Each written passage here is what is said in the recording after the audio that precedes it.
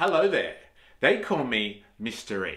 Now, I have noticed recently that individual freedom is being attacked by people that are confusing it with the self-focused culture of modern society.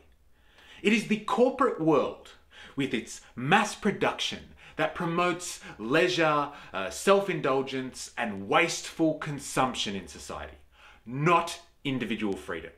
It is consumerism that destroys anything that differentiates people from each other to make us part of a mass market, so we are easier to sell stuff to.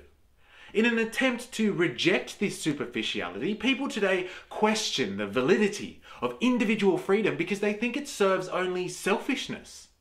This notion, though, is misguided and utterly wrong. Individual freedom is important because it aims to preserve individuality and opportunity for all members of a society. The idea that individual freedom promotes only self-centered individualism is dangerous and needs to be addressed. My name is Mr. E. For reasons unknown, I have been thrown back into the past almost 100 years, and this is my story. You cannot have a truly free society without individual freedom. Individuals combine to make up a community, free-thinking personalities that act in their own way. No two persons are the same, and there is no greater diversity than from one person to the next, and so on. Knowing this, you can never have a system of governing in a society that can take into account all the various opinions, characteristics, and nuances of all its varied members. And if you can't take into consideration all variables, that means no system of control over a group of people would ever be able to do everyone justice simultaneously. That is the core of individual freedom. To protect everyone's unique expression and life fulfillment from any system of governance and control in society. Individual freedom was the focus of the classical liberal philosophers, the thinkers of societies that inherited the world at the end of feudalism.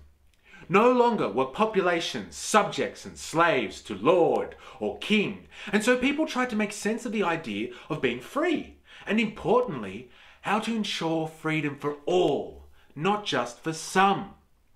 Classical liberals believed we are all autonomous individuals and society should be structured in a way to allow people to freely express themselves and enjoy their lives to the greatest possible potential.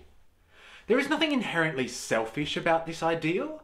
It is a simple acknowledgement that people are unique and have lives worth living. And here's the key, it's the job of society, or mainly government, to protect everyone's ability to pursue their own happiness.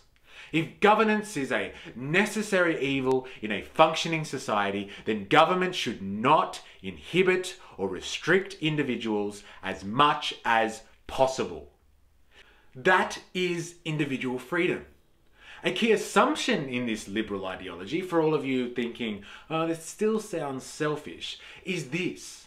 The freer the individual in a society, the more reluctant they will be to make any choice that would deny another person's freedom.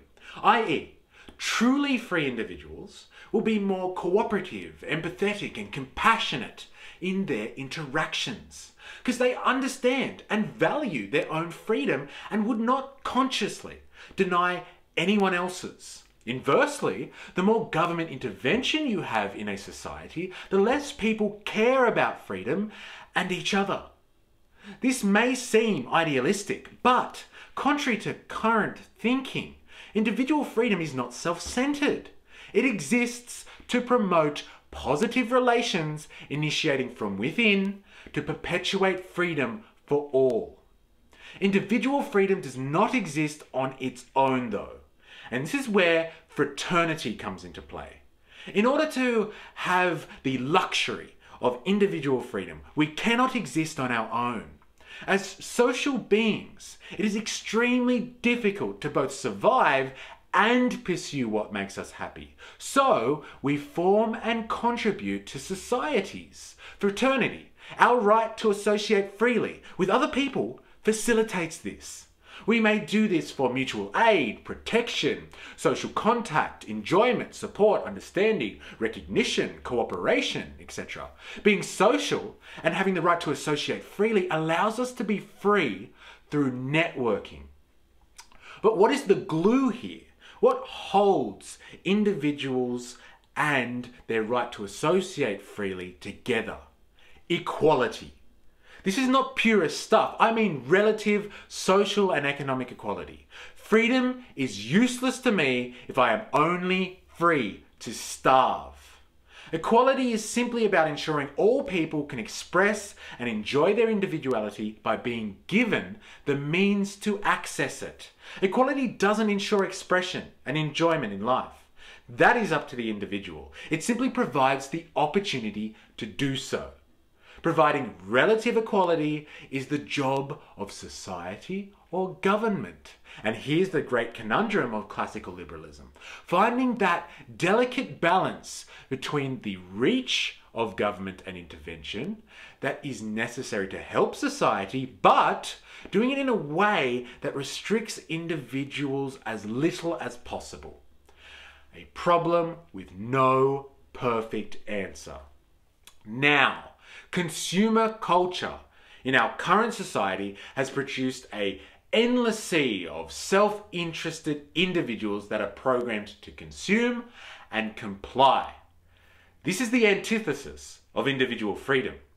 Unfortunately today, the lines have somehow been blurred between self-centeredness and individual freedom. Individual freedom has been misconstrued as something that assists petty self-interests. But it is only once we re-engage with the true purpose of individual freedom that we will be able to combat consumer culture that just batters us with messaging until we all think and act the same. Mass culture is the enemy of free and democratic society. Individual freedom comes from ideology that knew that no power figure or organization could ever dictate to us what is in our best interests. Only you truly know what is best for you and those who you choose to associate with. This idea needs to be protected, like freedom of speech, even if we don't like what it produces sometimes. Being part of a free society means dealing with complex and difficult social issues because we are all complex individuals. There is no silver bullet to a perfect free society, but destroying individual freedom will be its ruin. Now, if you thought this was interesting, please like it and share it with someone who needs to hear this, and subscribe for more. Please, there is much to learn about the revolution. Remember, I am, you are, we are a mystery.